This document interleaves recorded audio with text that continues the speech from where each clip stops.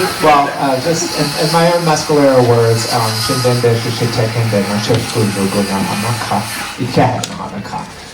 thank you for being here. Greeting you all as my friends and family. And, it's like Happy Native American Heritage Month. I think for many of us, this is our umpteenth panel I think that we're doing to, highlight our successes and hopefully kind of establish some trends that will keep going onward. I know it's always kind of a great moment of reflection to think about where we are. I couldn't imagine actually a panel like this happening probably 5 years ago. Like the growth in our community and in our storytelling community and within the entertainment industry has been exponential, in the past few years. And, we're finally chipping away at those barriers of erasure and invisibility that Native people have in our own homelands. And I'm very honored to be with this very wonderful panel who are helping to do all of that great work. And it's not easy work, it's challenging, it's difficult.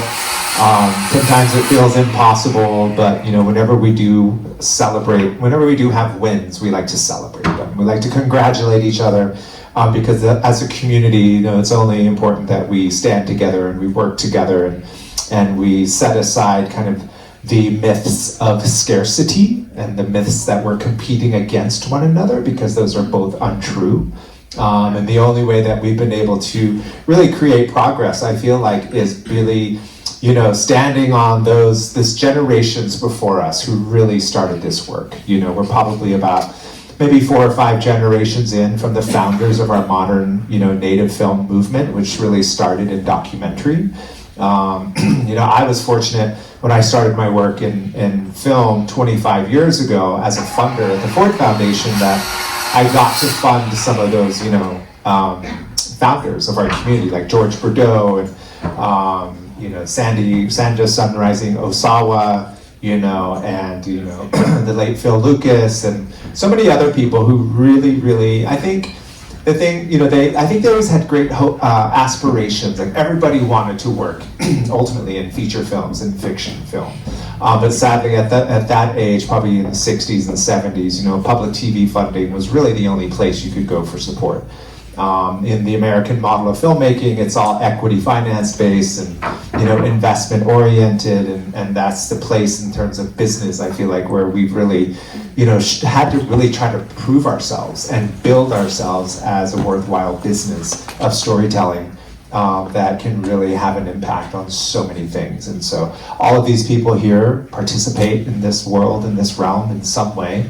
And I just kind of wanted them to all introduce yourselves, give you a bit of self-determination in yourselves, and tell us who you are and where you're coming from and what you work on. We'll start with Ryan. Yeah.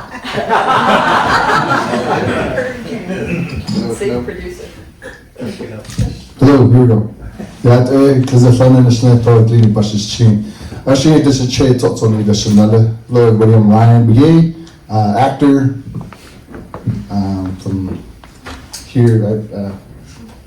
Flagstaff. Flagstaff is where I grew up in Arizona. Here in New Mexico, that's where I currently reside. Thank you, Ryan. Josh. Hello, good morning, and my name is Joshua Zuni. I'm from the Zuni tribe. Born and raised, I'm from the Bear and Parrot clans. I'm a writer, producer, director, and recently I just wrote, produced, directed a short film called Rude Girl, the first Native American superhero sci-fi movie, which just premiered in Mexico this past weekend. So there you go.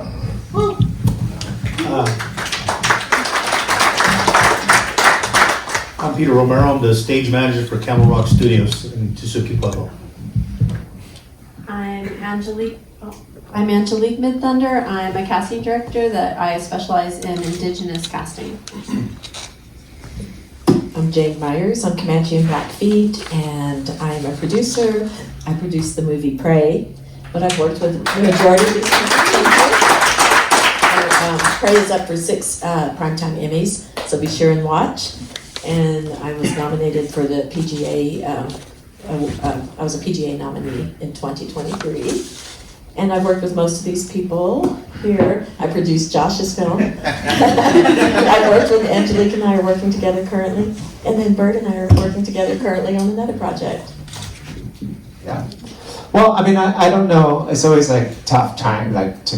I mean, I can look at this in a long lens because of how old I am. But I kind of wanted to go back. Like, I know people always ask me this question of kind of like, you know, what kind of like what's a monumental story or film that maybe you may have seen at some point in your lifetime that had an impact on you. You know, I think that would be the only thing. And if I would start, I would say like when I was growing up down in Mescalero, we used to have to drive like 45 minutes down to Alamogordo to go to the movie theater.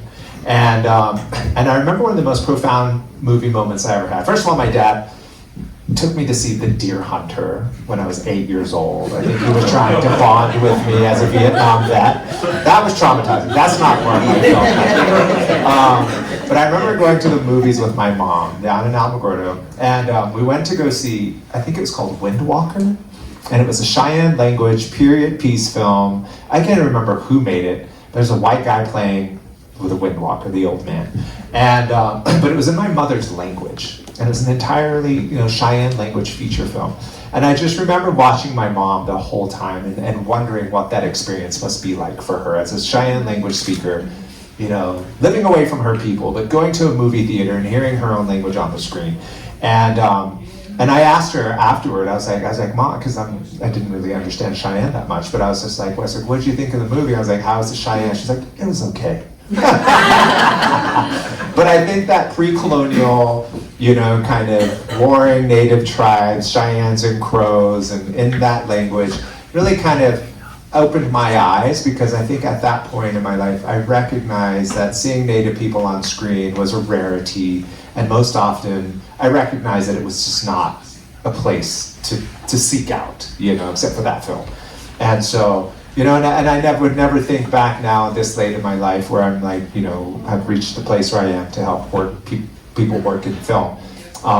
That would be a film that would still register with me, because I'm like so against period piece films. I'm so against outsiders mining our communities for story. I'm against non-native people playing Indians. You know, it just goes against every kind of like moral idea that I've developed around what I think, or the direction I think native storytelling should be going. But I still treasure that moment because I shared it with my mom.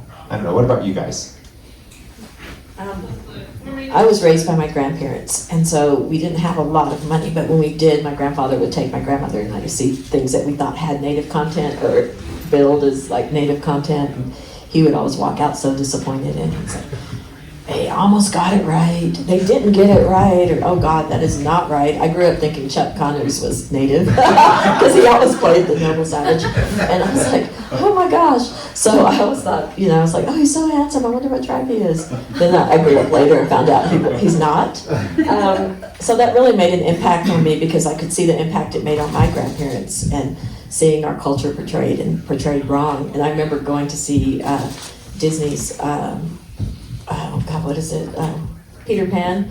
And I start crying because of the way the Indians looked. You know, they were all, I remember being a little girl crying, and they didn't know why I was crying, but just the way that the Indians were portrayed, why is the red man red, and they had big noses, and you know, all this, and I was just like, oh, how terrible.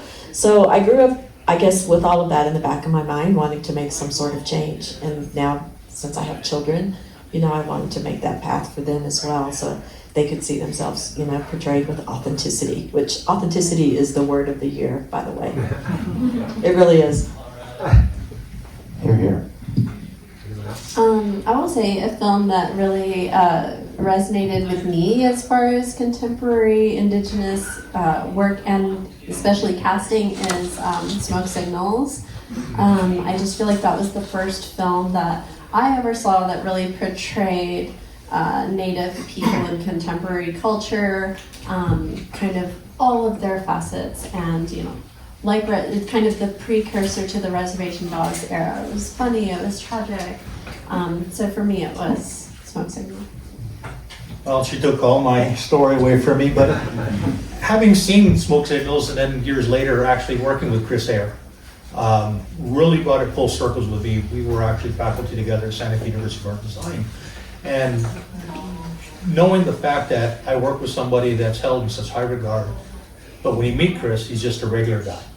And it resonated a lot with me, understanding that he cared of how things are portrayed, and authenticity is the word I would actually say too.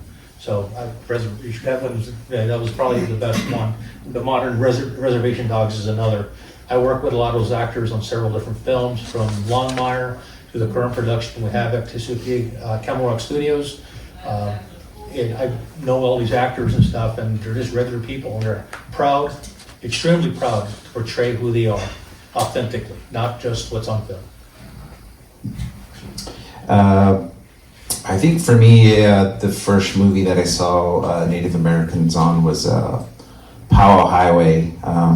Was, again, born in the 80s, 90s, so that kind of movie resonated me for the fact that seeing Native Americans on film was pretty amazing to me, and just going through that kind of cinematic history, and then to date here, you know, going through like film school and doing a film on my own, and kind of learning more of the landscape of where Native American actors, producers, writers fall in place. I think this recently, I'm just gonna reference, I think ECLA puts out a report about what representation we have in film, and I think just to give it perspective, like less than 1% of Native Americans represent the home film industry across the board, in front of the camera, behind the camera. So for me, Powwow Highway was something that really sparked my interest in movies, and to look forward to doing a movie myself where a Native American was the actual hero of the film and not to be stereotyped by the other counterparts. So there you go. Yeah, I'm an 80s kid too, so I really enjoyed all John Hughes movies, Terminator, Predator, horror movies, and sci-fi, which is why one of my favorites is Blade Runner. And those are the ones that really interest me and really caught my attention. But when I started getting into this, it was really about the craft of it, working in film, how powerful story can be, just the effect of the audience, and how the film affects the audience, and how you connect with that. And that's really where my passion, really where it lies, in that space, which is why I got into this too, because I do short films as well, and watching audiences react to it is something special. But I guess none of the Native films really stuck with me. I watched those. I guess the one that really kind of stands out for me mostly is probably Dancing Outside, that was it. Yeah. Well, it's so interesting that, I think we all are so fortunate, I think, in our lifetimes to have reference points that are Native made stories, because I feel like there are generations before that kind of probably never had that experience. And one of the things that I want to know from each of you, like if you look at where your point of view is now and the kind of work that you're doing, like what are some of the really exciting things, I guess, that you're excited to be a part of right now? Like Angelique, I know you've been going hard, doing some casting, and I think you've really kind of set a new standard, especially by, and I think it represents a faith in our talent base, in our community of doing like the social media casting calls. Like, how is that? What's that been like? I have been going hard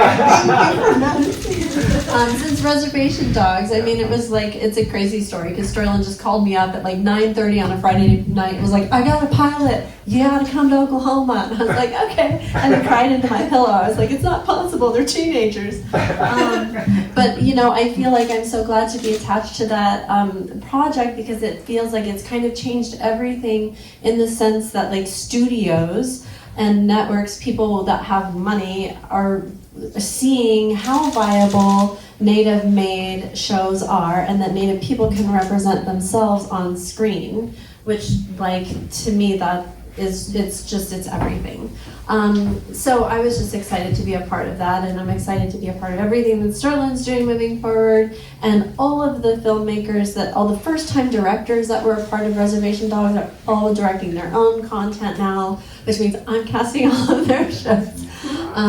So yeah, it's been nonstop since Reservation Dogs, and it's really been great. And I think Prey is the other project that I wasn't involved with, but I think that's the other one that has shown how viable stories, even though there wasn't a Native director, the fact that they brought on a Native producer to help tell the story, again, did the best of any Predator movie. So, just showing the studios how financially viable these stories are.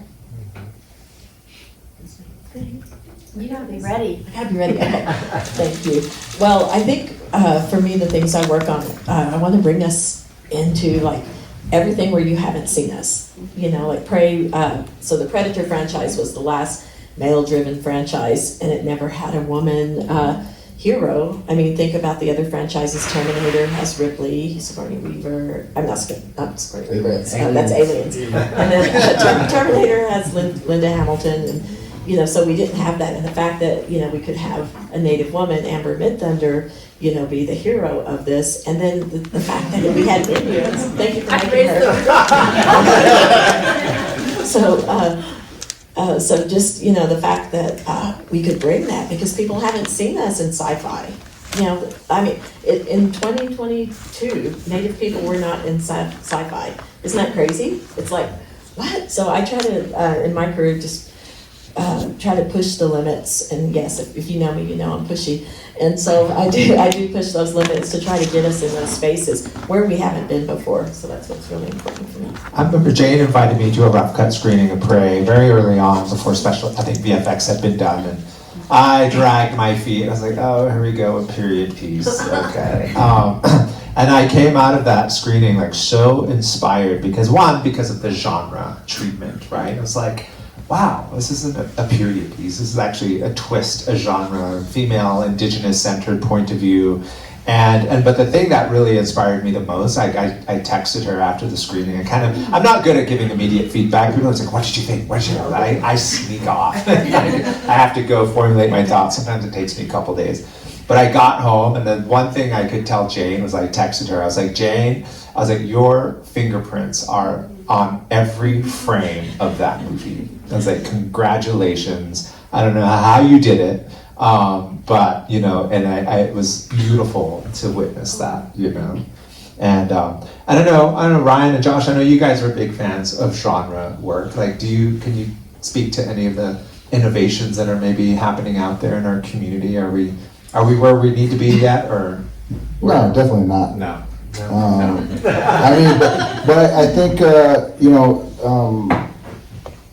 you can't be afraid to explore those places, whether you get it right, you get it wrong, it's all something to learn from. So I think there's time to enjoy exploring those spaces. Horror and sci-fi. I know there's a lot of people don't like to, or we carry it with us, subconsciously. Oh, we don't talk about these horror things, but there's great messages in horror films when you watch those things. That's what I love, and it's a whole craft of, and I will keep always going back to craft of things. Yeah, I think there's a lot of space to grow.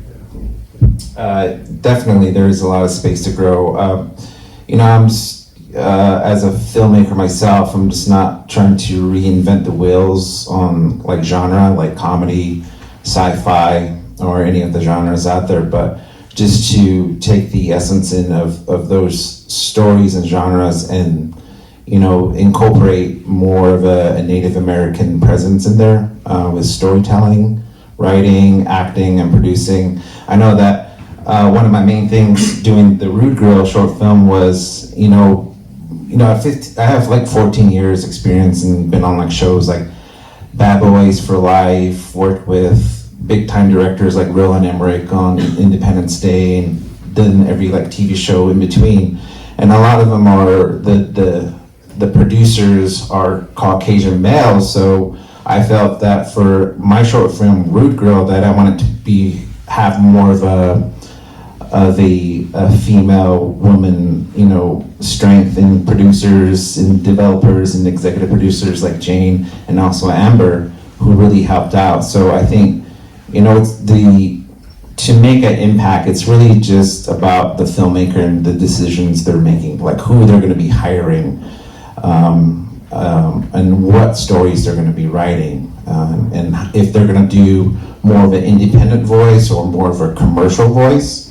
And Bert talked about like how we can get into the business. I just feel like in order to prove ourselves, we need to show like the studios that yeah, we can manage money.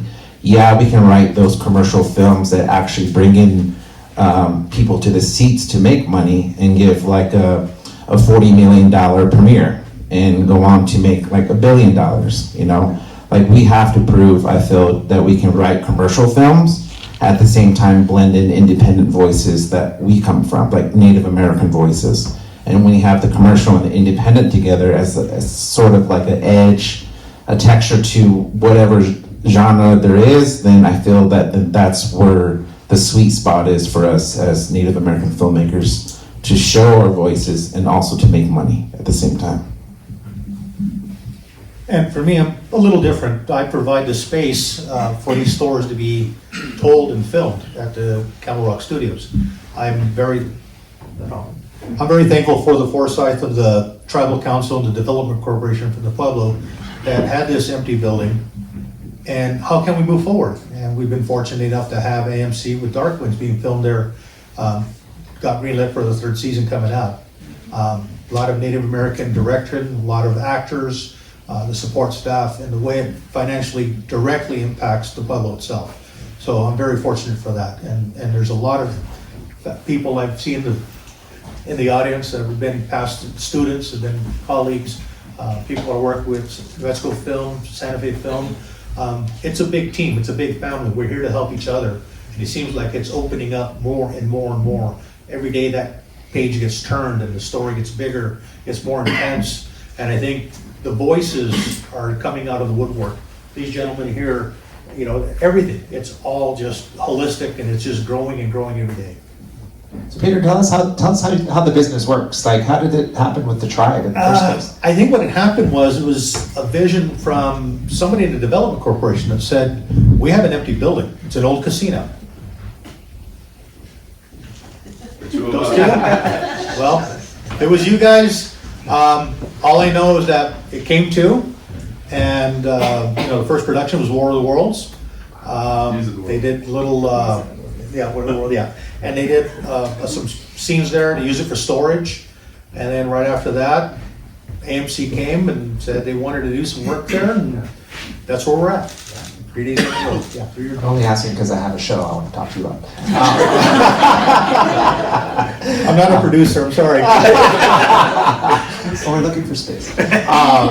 No, but you know, it's like I feel like like Josh said, on the business side of things. Like right now, Hollywood is in total turmoil. It's just like it's so depressing in LA. It's like a zombie town. Everyone's coming off of 2 major strikes and big battles and decreased resources and decreased stamina and also now like, and I also think, given the financial position, really unwilling to take the risks that they were willing to take maybe 2 years ago post George Floyd. They're in the racial reckoning period when Rutherford Falls and, you know, Reservation Dogs leapt, you know, to the screen, went global, and everybody started, you know, really connecting with the business, you know, like including all the Native people in the writers' rooms and all the Native directors. That was a grounding place for their careers, which are now springboarded, and now they're able to go. They all have representation.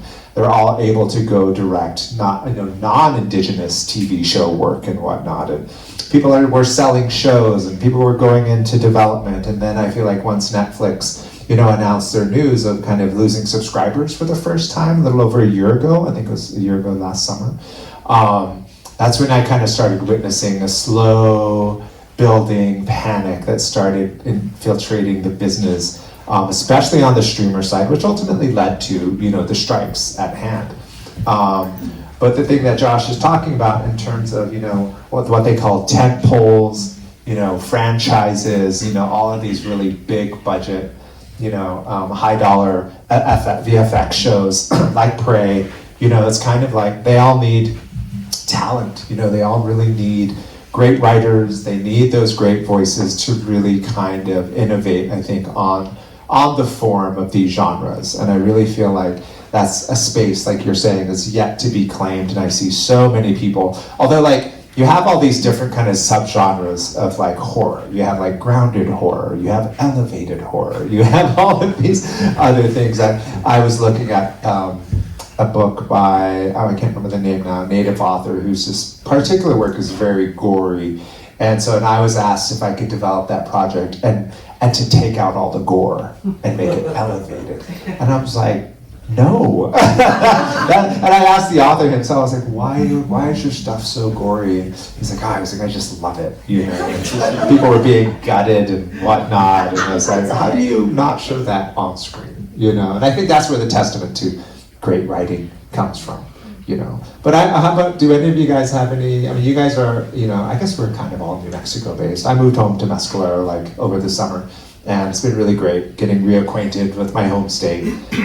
But I feel like I've yet to connect. It's one of my first efforts to kind of connect with our local filmmaking communities. But what are the exciting things that are happening in New Mexico right now? I guess maybe even given the tumult of what's happening in LA, I think we're all kind of waiting.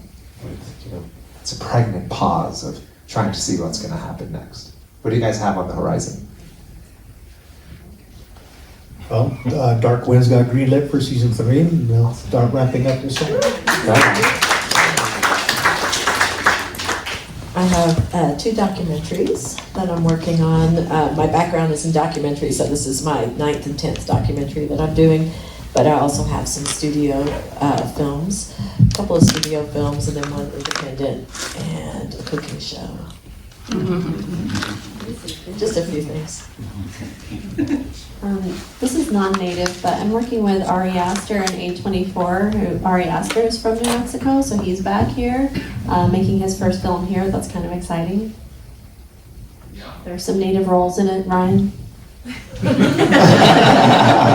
that self-tape request? Yeah, I'll be waiting for that for sure. It's one of my favorite things. That's why I open up my emails to see those requests. Just still auditioning for anything that comes my way, and I audition for whatever comes my way. It's I know some people, even my agent was like, "Well, here's something. Take a look and let me know." I'm like, "I'll do it." Otherwise, I'm not able to practice my craft if I don't. So, So if you're an actor, just enact. If audition comes your way, do it. Just do it. Make it your own. Just auditioning is really what I'm up to right now. I do have a little YouTube cooking channel that I produce and shoot for a buddy of mine, and I do a lot of PSAs for Indian Health Services, so if you're sitting there in the lobbies, enjoy it. And then just doing some more writing these days. So that's what's up. That's kind of like a loaded question. I think, just to keep the whole goal in mind with a lot of Native Americans out there, and a little perspective where I come from. I had a business econ degree I graduated with, and then went on to do film school for TV and film producing. And I had this big dream, back in the day, which always comes back every day for me. So I think for me, a lot of Native Americans in the industry kind of have a challenge with trying to get into the actual business side, where it means like raising money, putting budgets together, getting talent together to develop scripts. So I think at this point in my life, I feel I want to do like a hedge fund and just raise a couple of million and get a couple of scripts going for Native American talent and manage the hedge fund and see where that goes. That's been such a goal and dream of mine. on the creative side, I have a short script that I want to dive into that addresses murdered Indigenous women, more on the commercial stylized side, and then also writing the feature film for the superhero movie Rude Girl that I just did. So that's my goals. Of all those ideas. I have a question that I want to ask, but it kind of requires a lot of, I think, context. You know, one of the things I did when I worked at Sundance Institute was I helped a lot of filmmakers make their first feature films, most often a short film and then their first feature films. And one of the things that I really noticed was the way that we deal with development processes most often is the fact that non-Indigenous people are always giving us notes on our stories about what's not working. And and so then it kind of, in a development process, can really send a filmmaker off, way off. And one of the rationale that I found was that a lot of our experiences are so unknown just to the average non-native person. And so then the questioning on a storyline or a script or a character kind of, you find the need to over-explain. And then I started to recognize that there's this burden that Indigenous filmmakers carry, and that a lot of other communities do, but not as much as Native people have to carry this burden of having to correct 100+ years of misrepresentation in our American cinematic body. And so that's where most Americans have gotten their information, is in all of that misrepresentation. But, and so I was just curious about what you guys think about, how do Native storytellers and filmmakers, I guess, contribute to all of these discussions around race and culture, I guess, in the modern day of our culture. And I hate asking that question because I don't feel like it should be our burden to carry, but we're kind of sitting in the shadow of 100+ years of cinema told about us by outsiders that now we have the responsibility of correcting. And I don't know, how do you guys feel about that? What's your thought? I can tell you from experience working on shows, I always would assist producers, directors, and when it comes to a Native American story on a TV show, or the whole TV show is related to Native Americans, or there's a Native American actor for a bit part, I can tell you that all these producers from Hollywood end up, oh yeah, this is a great, interesting take on the Native American story, and the subject matter and everything about it's really good, but they end up, bringing in a Native consultant way too late, after the script's written and after the first day of shooting has gone, and so the Native American consultant just ends up sitting on a chair and basically tries to say, don't do this or do that. This is kind of where you need to go with or how you're shooting it, but they bring them in way too late, and I feel they should bring them in early when the story's being written, years before, months before. So, I feel hire a Native writer. Exactly. That needs to come in, at a point in the development production phase earlier, and I just feel like they just take it and they just write it and that's it, and they really don't give it any love or attention that it deserves, and ends up being a big part of their whole story, and ends up getting a lot of looks at the studio that provides them to continue their show, and it's all Native American based, or there's a Native American character in there. They don't really honor who's actually working on it, I feel. Any other thoughts? Sure, and for me, I do try to bring people in early. I've known Josh since you graduated with your master's. He was just this big, he was a little Zuni. Now he's a bigger Zuni. So I was a little Zuni. He was a little Zuni when he graduated from Chapman University. So I was working on the Prospect Studios lot, and that's when we met. But I know of his talent, and I know what he can do. So I even, on one of my projects, before we started pitching it to studios, I brought him in to do our budget, like to basically, lay out our budget and line produce. And when my other counterparts who are non-native, I'm the only, as usual, the only native that's on this team, and they're like, but we need somebody to do this. I said, I have somebody, he can do this, he can do this. What? Well, he's native. I said, so? He still can do this, he can do this. And I had a lot of pushback. And then he came in, and man, he did like an incredible job. And the woman that was kind of iffy, she's like, oh, I just love Josh. Yeah, really hit it out the park too. He did, and so like, I think we just have to like force ourselves into those spaces when things are being made and when things are being written. When I first stepped on to pray, I got just a rough script. Well, you can add all the native stuff. And I'm like, I'm not a writer, but we hired a native woman writer to get that woman's perspective in there and to, tweak the script and do a polish on the script. And that was before we ever shot, before we ever went to Canada. So I think, we just have to put native people into those spaces. And that's what I try to do all the time. And even on the shoot, sorry, one more thing.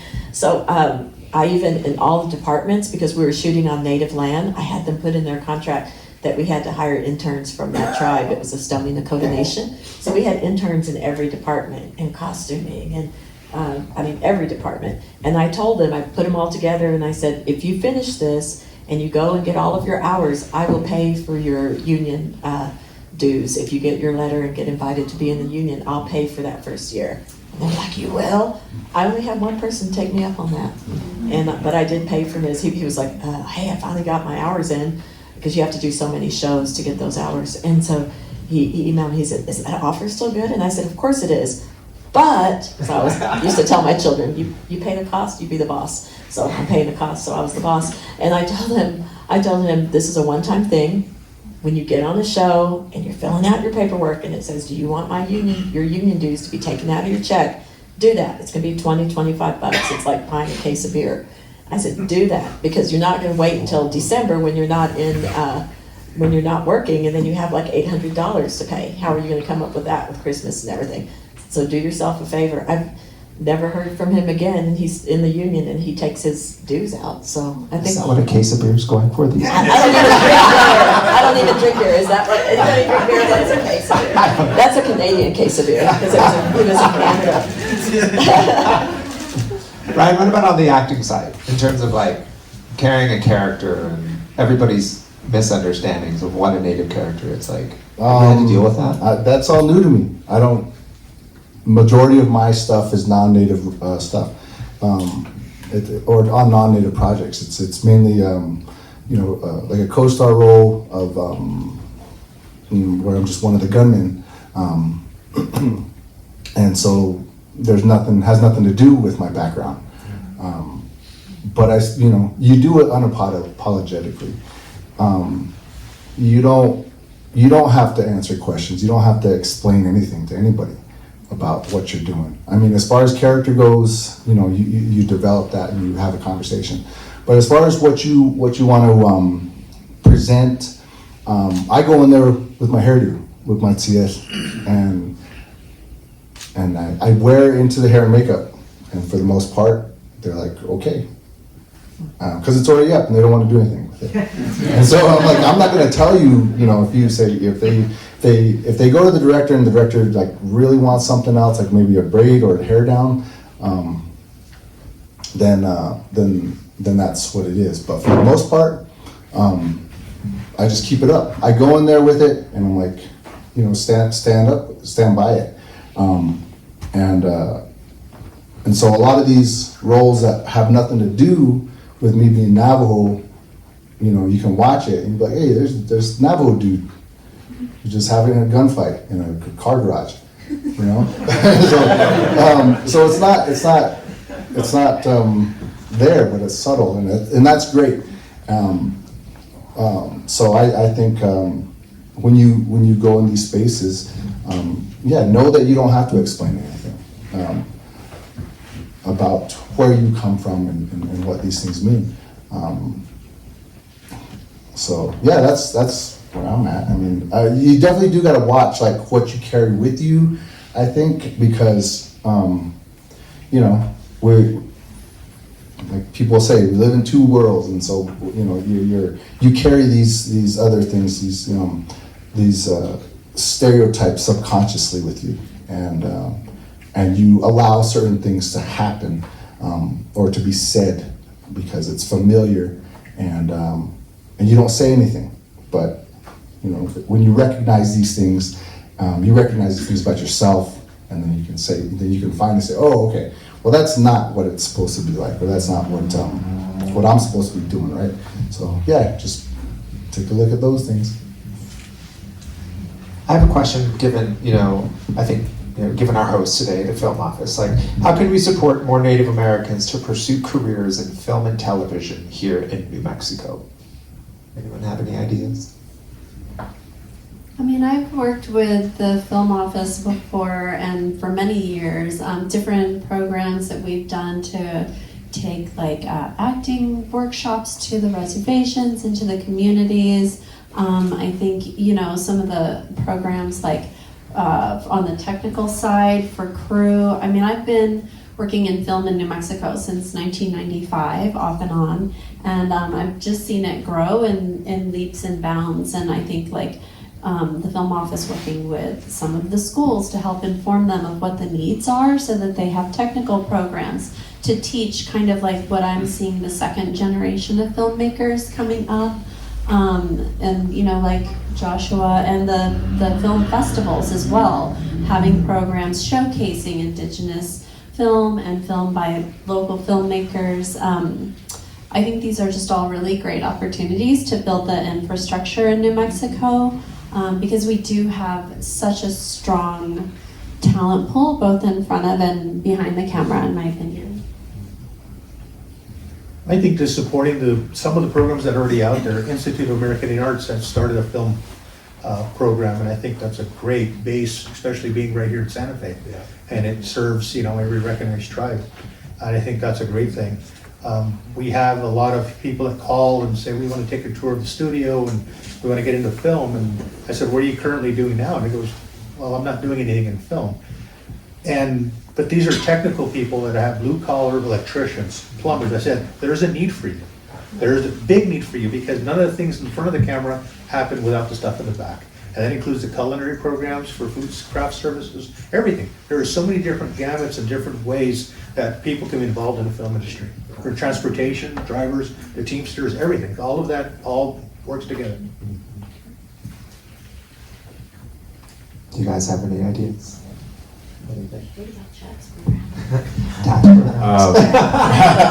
This really gets me a lot. So we're here in New Mexico. We have a good Native American presence in our communities across like the 19 Pueblos and a couple of the tribes.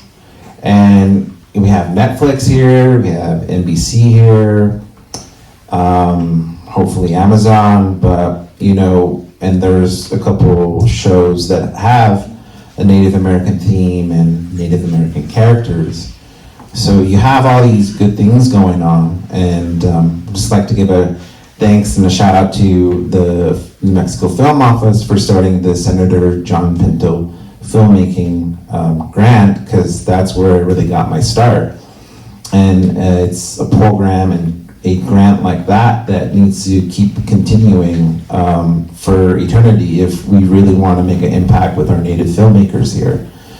And just, several ideas is, so we have this strong force of all these Pueblos here, like why can't we all get together and provide a big pot and just chip in every year and give out grants from that pot to natives that are around here, specifically for natives, and for like Netflix and whoever the studios that are here that, oh yeah, we're gonna bring in a native show, make it mandatory and make it guaranteed that you're gonna hire native people in a spot where they can learn from the producer, they can learn from the director, they can learn from, all the department heads, like, below the line or above the line, because they're really not advocating that right now. And when the show does start, it can get a little touchy-feely, and people can get, sideways about things. But if you have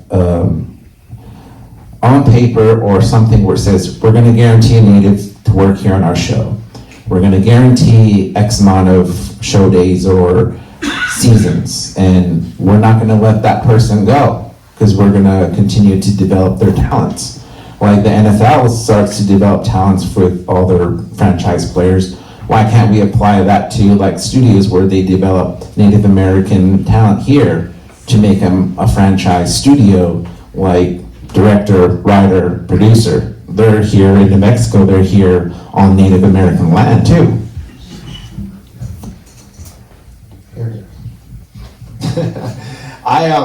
I think we probably need to kind of wrap up soon, so I'll finish with one question. But I just kind of wanted to, Josh mentioned, I think, a study. It was one that I read a few weeks ago. It's called the Lily Gladstone Effect by the USC Annenberg School. And they did a study looking at the top grossing Hollywood films, I think from the past 16 years, I want to say. And they found that of all of those 16 years of films, of top grossing films, there was only one Native character that was central to the storyline of this history of films. And that over those years, and then they found like there might have been 2 or 3 that were kind of inconsequential to the core narrative. And they looked at all of the casting of all of these films. And one of the things that they found, I think, is that our representation within that body of work, and mind you, this is only top grossing films, not every film made, but I think that we're sitting at 1/4% of representation. And that's why like Lily Gladstone's participation in Killers of the Flower Moon being put up for Best Actress, which is a lead role, is going to be such a pivotal moment, hopefully in the industry, to kind of continually shift those numbers. And so, and I feel like I'm so fortunate, and Jhane and so many of us are so fortunate that we live in a world of Native imagery and Native story and Native storytelling. And when I was at Sundance, I just day and night read Native Indigenous authored scripts, and I watched Indigenous made movies from around the world. And to me, it's such a vibrant and healthy world. But when you start comparing it and contrasting it to the business and the industry of Hollywood, you start to see that things kind of really decrease the further you move away from Native authored content and look at non-Native authored content. And so, but I feel like we all continually still have so much to celebrate, given those bad statistics. And I feel like that while we're not necessarily promised anything from the Hollywood system, it's kind of like, thankfully there are people who have representation, there are people with agents, there are people with managers, there are people with entertainment lawyers. There are those of us who have studio deals. I think last count there were 4 of us, that Native people that have studio deals. Myself, Ciara Teller-Ornelas, Sterling Harjo, and Michael Greyeyes, all have some kind of overall or first look deal with the studio. And so I feel like our entree into the business side and the systems of Hollywood are continuing to grow, even though now with Res Dogs coming off the airwaves, it's kind of, we're going to kind of have to see. We have Echo coming up from Marvel, and you worked on that one, didn't you? Advised. Yeah, on Marvel with Echo by Sydney Freeland.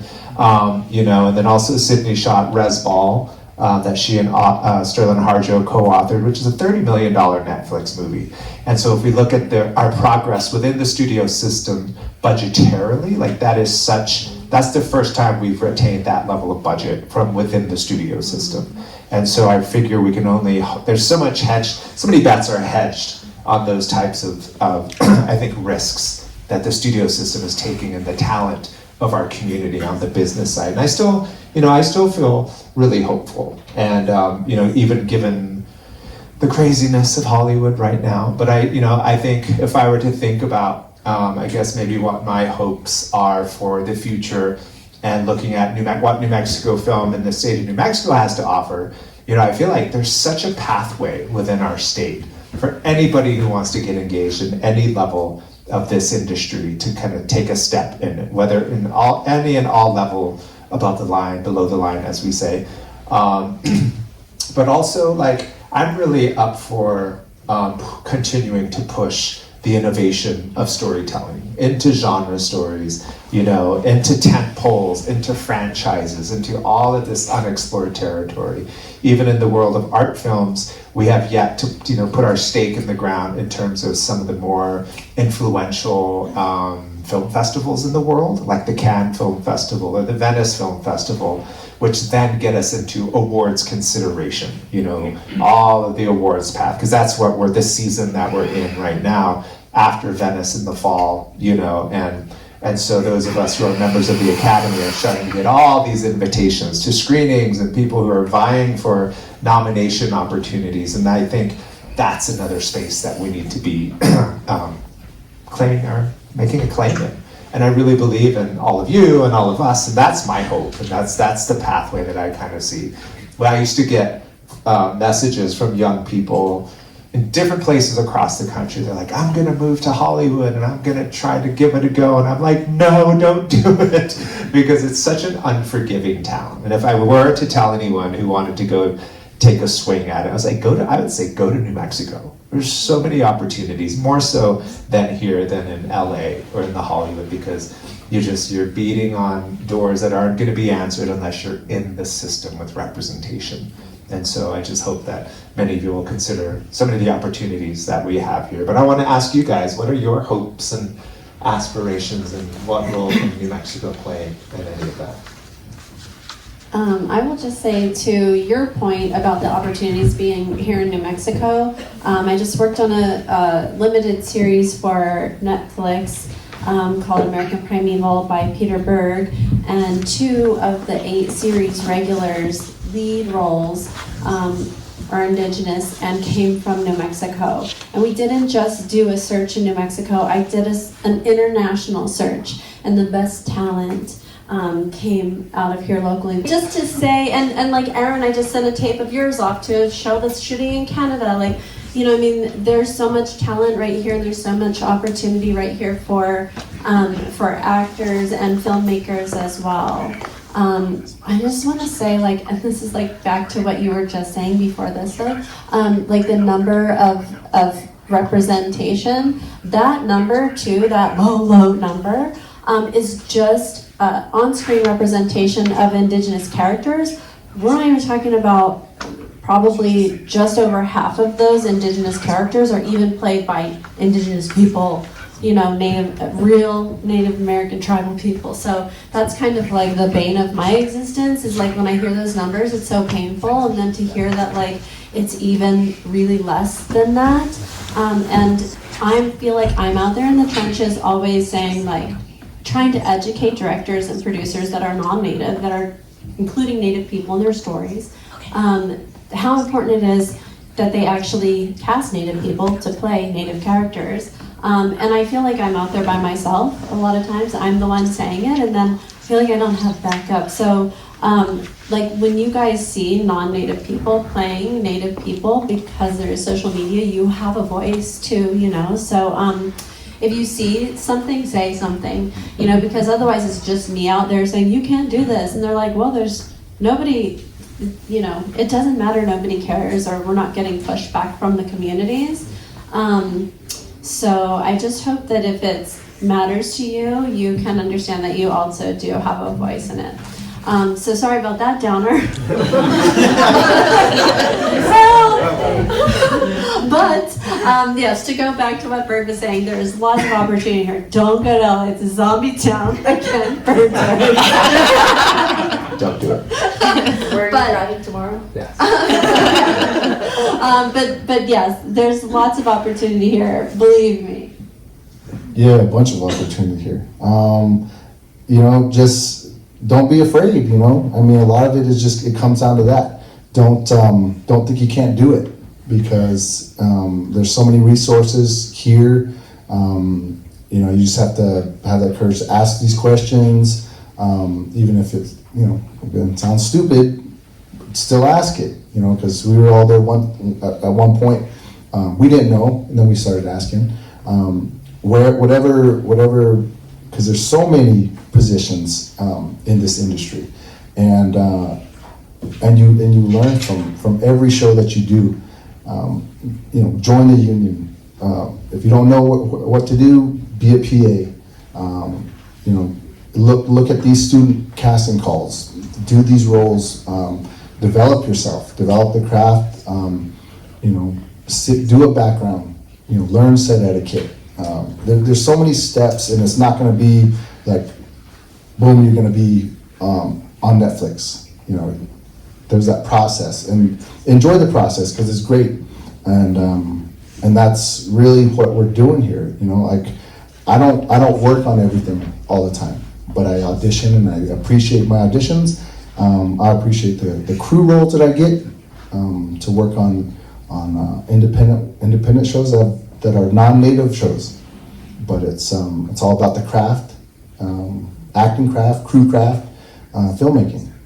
It's wonderful. So be a part of it and go to the film festivals, because a lot of the stuff, a lot of what people are showing, making, are in the film festivals. And what I've seen lately is a lot of the native films, short films, feature films.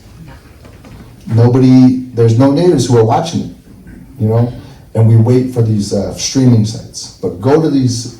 They're here in Santa Fe. They're Albuquerque. You know, some of them may be far, but you know, take a look at it. Support them.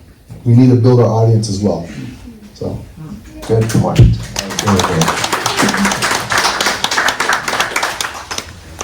Hopes and aspirations, Josh? I'm from the Zuni Res, so I never go down without a fight, you know me? Come on now. As far, you know, just to add to the story of Shawnee Poirier, you know, just asking where she is from. She's Lakota, from South Dakota, and the moment she moved out here to New Mexico, within that first month, I think she started like booking roles right away. And yeah, she's lightning in a bottle. So she was really amazing on the film that I directed. And you know, I don't think I ever told you two ladies about this, but my whole aspiration for Shawnee Poirier was to make her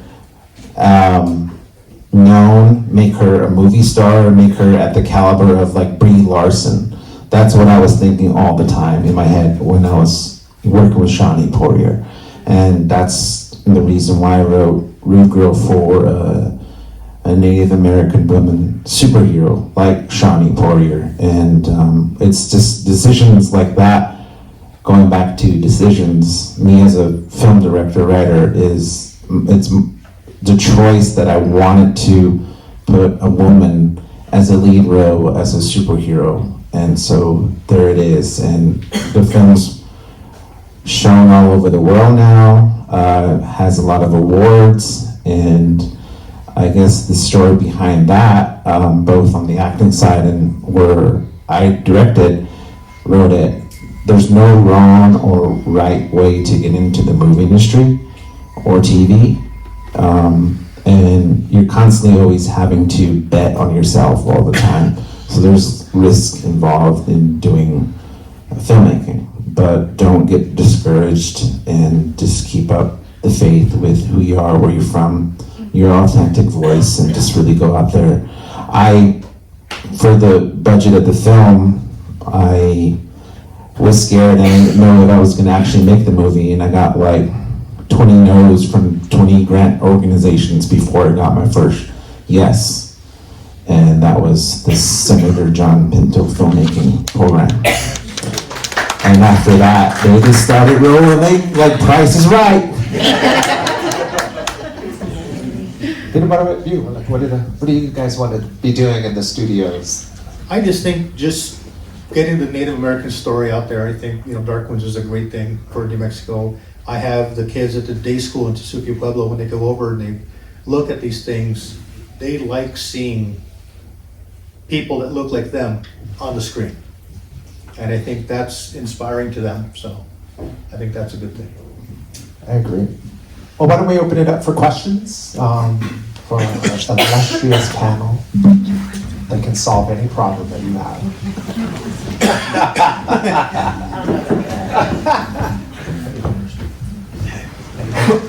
I don't know if we have I know that we have a microphone, so you might have to holler out. We can just. What was that? Yeah. My name is Kenneth White, and I just wanted to see, are you guys familiar with the independent film Torquoise Rose? Are you guys familiar with that movie by Hamilton? Yes, he's non-native, right? I think he is non-native. Yes. Right, yeah. What's it called? Hamilton. Travis Holt. They Travis Holt just showed that on my Yes. reservation. Yeah. I just want to see what your input is about that. I haven't seen it. I've seen it. I've seen it. I prefer to have films that are native written and written by native people or directed by native people. So, Just more of the talent side of it. yeah, well, the talent, he does have a lot of native people. I think, weren't you in one of his, like that fry bread something? I thought you were in, somebody was, he did another one called something about the best fry bread. Or what was it called? Fry bread something. But yes, I'm familiar with his films. All right. So anyway, go on YouTube and get caught up on that film. All right. Anyway, I wanted to see what you guys' reaction. I don't know if you guys are familiar with that film. So, all right. Thank you. Man. Did you work on it? Did you work on it? No. Were you? I was out of town and I couldn't do it. I had a bit of fish to fry. Well, one things I would, and I don't know how he approaches his work, but I have to say, in the past year, like we've really seen some really fascinating examples of really true collaborative efforts at storytelling. Killers of the Flower Moon really collaborated with the Osage community to tell that story. And then Riley Keough's film War Pony, I thought was a really particularly, have any of you guys seen that one? It came out, I think Just watched where it's it available yesterday. now. But Riley and her co-directing partner Jhane, like they worked with these young men from Pine Ridge, Oglala Lakota Reservation, whose story it was to tell, and they kind of really essentially served as these vessels for these young Lakota people to tell their story, their day-to-day life up on Pine Ridge. And I worked with them, gave them feedback in the script stage, and then by the time they had a rough cut, they premiered at Cannes. They won one of the top Best Award films at Cannes.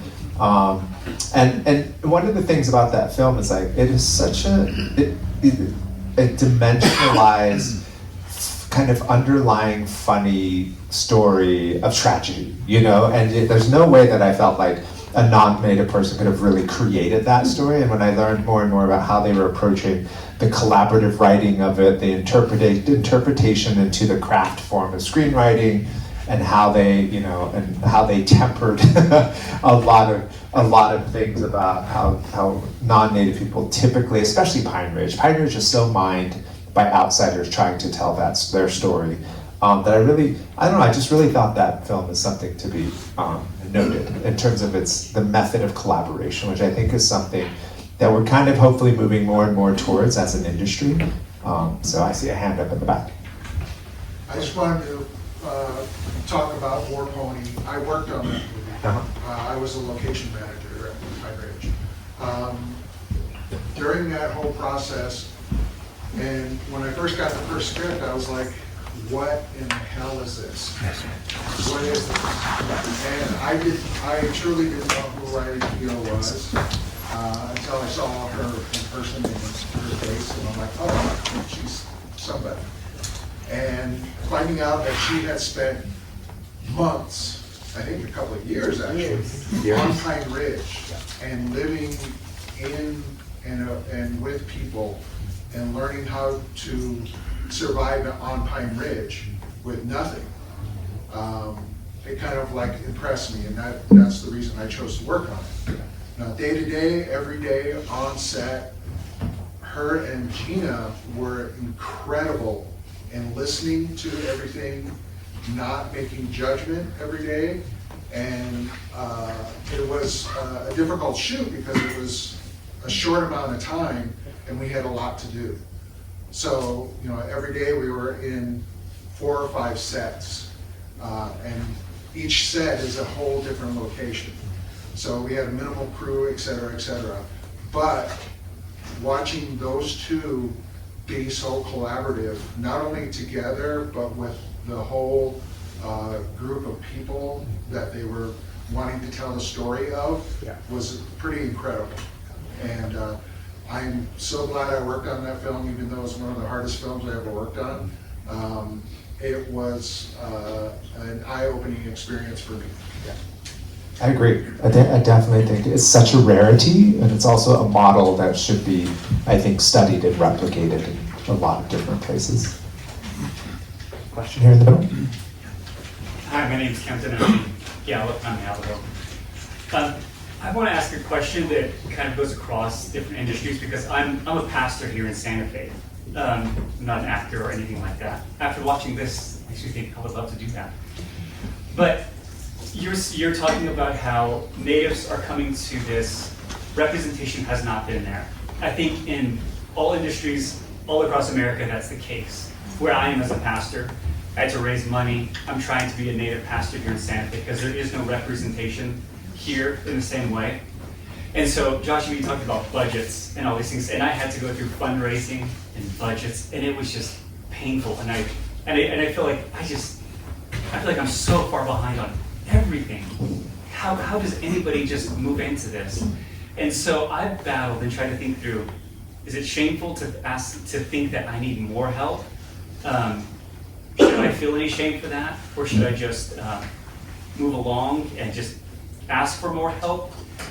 I'm wondering if in your different areas, if you have ever felt like that, like maybe you're further behind because white counterparts, they grew up in different areas, they were exposed to different things.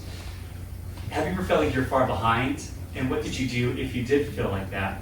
What did you do to catch up? What are some feelings you had, some emotions, some things that you battled in that?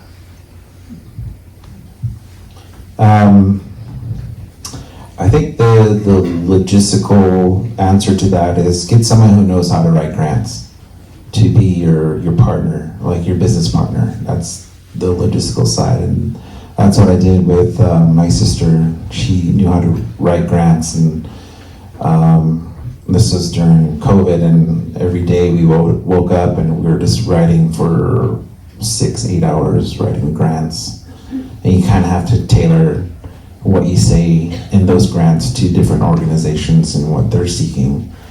And then the other side of it, the emotional side of it, there's a lot of doubts going through my mind about if I could do this, pull this off.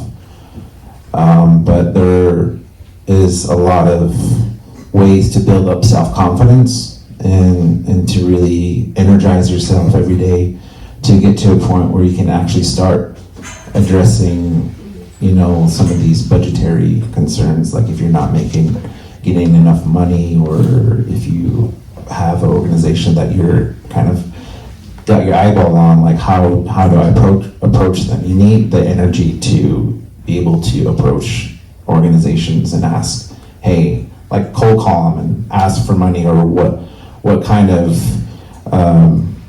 applications they have to do a grant. For me, I'm also part of, from a distribution film TV background, and every day it was kind of ingrained in me to pick up the phone and just cold call a lot of people across the world. And so that kind of helps my confidence to go and reach out to a lot of organizations while I was producing the film, is to cold call them. Like, the worst they can say to you is no, and then you just pick up the phone again and call another person. It's a numbers game, pretty much. And the more you do it, the more you'll get used to it. I think we're right where we need to be.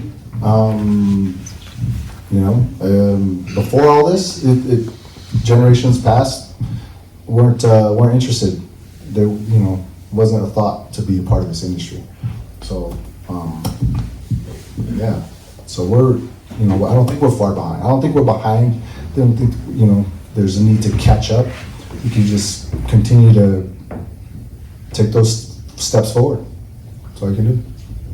Jhane is a master at budgets. Master, but a few things popped in my mind while I'm sitting here. So, when you're, because all of us came from an independent, film background where you do have to raise money for your films. So once you start getting some money in, use that as leverage. Because people don't want to be the first one to contribute to something, because we don't know if this guy's going to fail. I don't care if like 2 people gave you $20. I've had 2 donors already, and I'm leveraging this, and I'm seeking your help. Just be. I'm crazy about that kind of stuff, and don't be afraid to take a risk. I always take risks, always. So just take a risk and leverage the funds that you do have. Even if you put the money in yourself, you're still a donor, right? So. Fundraising is not fun, nor is budgeting, but we all I like fundraising. We all have to do it. Also, if you want to be an actor, like Bert said, I do a lot of casting off of Instagram. So just go to my Midthunder Casting Calls Instagram, and you'll see I do a lot of like grassroots casting there. A lot of the kind of really real people that we found for Reservation Dogs, we got off of Instagram. So that's also, then you just be an actor, be rich. That's your own problem. I'm going to start auditioning. I think, sorry, like one tip that I wish I thought about before I was fundraising was you can try shooting like a 2-minute video of like what your pitch, what you want to do. And then when you're sending out emails, put that little pitch in the email. And that's kind of like a very close way to connect to who you want to ask for money. Joshua can do that. Shoot that for you. I have a question. Right. This is for, we're going back to Angelique's thing of like calling people out who are playing who are playing Native roles who are non-Native. How do we figure that out though? Because there's a lot of Natives now across the board who are really light-skinned. And then you call them out and then it's like, well, I am Native. And then they show proof that they are. And then on top of that, I feel like a lot of people are afraid to call others out. Because like even though you have a voice, there's a lot of this like cancel culture. So it's like, how do we figure that out? How do we navigate that as Native people, or as an Navajo person? Like how am I going to call somebody else out on their nativeness or their indigeneity, whatever. So I feel like that's something that also needs to be talked about as well too, because our skin color is changing. We're no longer dark. We're all getting lighter because of integration and marrying outside of being Native or Navajo. And there's a lot of so how do we figure that out? That's a really good question, and that's kind of how I stay employed. That's job security for me. But it's very nuanced. I mean, I guess to me, it's like, if somebody says they're from a certain community, and you're from that community, and that they're not, it's just, I guess I shouldn't be putting it on you guys, but I just feel like when producers push me to cast people who aren't Native to play Native, and they see that there's no consequence for doing that, it's really hard for me to be like the only one in the trenches. Like last night, I was just getting into it with a producer because they were interested in somebody who, is part Native American. This person is technically, they're kind of like half Asian and half white, and somewhere in there, they're like primarily Filipino and German Irish, but also part, Cherokee or whatever. And I'm like, okay, but if you were casting any other race of people, you wouldn't be looking at somebody that's primarily something else and back has somebody that's probably from this tribe but has no proof. I mean, if we're casting like a French person, you wouldn't cast somebody who is half Filipino and half something else and then go, but back, they have a French person, and what I mean? So I'm like trying to like have these types of nuanced conversations with filmmakers, talking to them about what authentic representation looks like. I mean, when Ryan Begay sits up here and introduces himself in Navajo, I mean, there's no question, you know, that Ryan is the picture of Navajo representation. You know what I mean? So it's just to me, it's embracing what does authentic representation look like, and not that it's not mixed or, you know, or people that are, you know, a couple generations back. I mean, I think that like the time that I spent in Oklahoma working on reservation dogs, I mean, you see so much of it, and I think we really worked hard to portray the, you know, what kind of contemporary Native American communities look like on reservation dogs, and you see the kind of, you know, the vast mix of all that. But I mean, I guess when it's just really obvious, it's just painful for me to be and you know, sometimes I feel like I'm a part of it because I'm fighting against it, but I don't always win the fight. So yeah, I mean, it's a pickle, right? We're in a pickle. But I just like appreciate any support that I can get from the community. Well, I'm not saying like, I mean, like, I want to back you. Yeah. I want to help people out too, but I like to, you know, it's like call you, be like, hey, girl. Yeah. That's pretty good. I don't know. Somebody say something. I got you.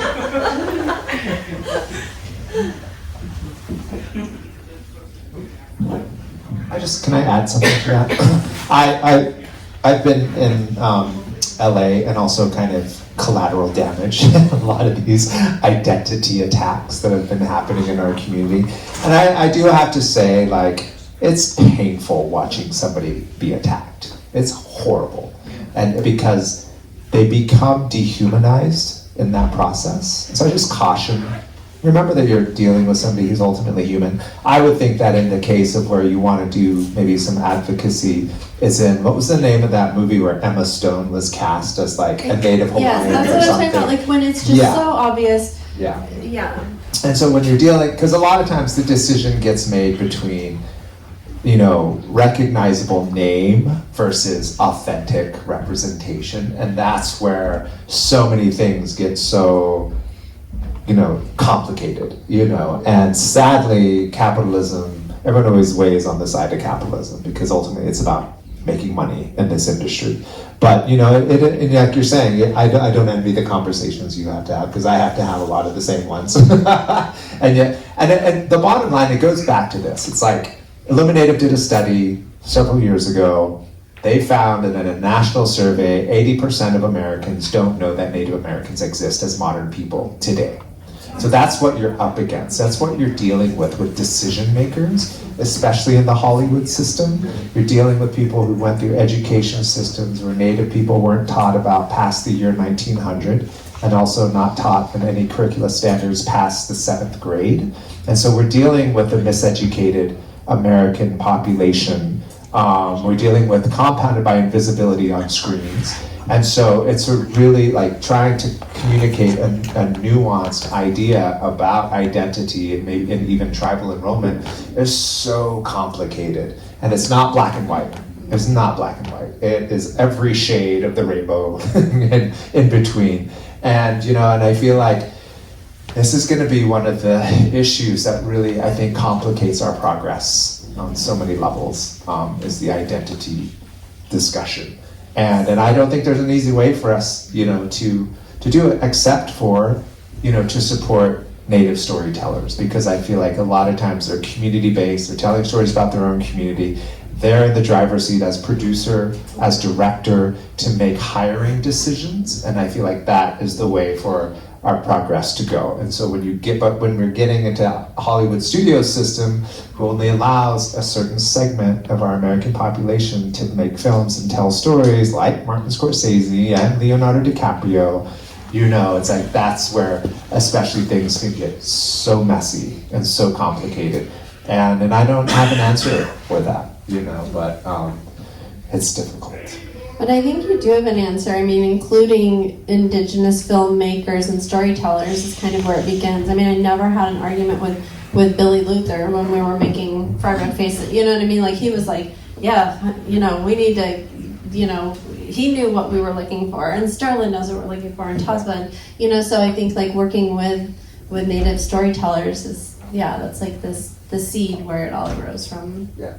Well, on the flip side of that, that 80% of Americans who don't know we exist, when they started doing focus groups and drilling down as to why people had these perceptions and how they could hold these perceptions that we didn't exist, they found this educational issue in their education system, lack of representation on screens. But when people started realizing that they had been cheated by their educational system and process, and that there were actually Native people today amongst us out there, people, like almost 80% of that 80% wanted to know more, and they wanted to see more representation. And so I think that is a potential market shift that like Josh was looking into, like becoming a financier, becoming a green lighter, getting us into all of these positions of quote unquote power and decision making, because we know our community the best, I think is really going to be what the future is. Anyone else? I can get off my soapbox. Oh, yeah, here we go. Hi, I have a question. My name is Fishon Bread. I'm so excited to meet you, and I'm an upcoming producer, and I have a question as I get deeper and deeper into Hollywood systems, and I have worked with Marvel Studios as well as Amazon. There have been times where people just say the most absolutely ignorant things. So I want to know, within all of your years of experience, I'm a baby, within all of your years of experience, how do you navigate those tough conversations, and how do you remain strong, but not to a point where you're being aggressive when you have to make a point, being like, don't say savage. Like, how do you gracefully, in all your wonderful years of knowledge and grace, move forward with those ignorant acts? This is a question for all of you, by the way. Thank you. Ryan. It's they don't say those stuff around me. So if they do, it's like, I don't know. It's rare that I come across people who say that in front of me.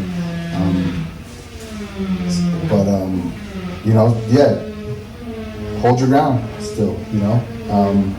Turn it back on them, tease them about it. Because we're able to do that with each other.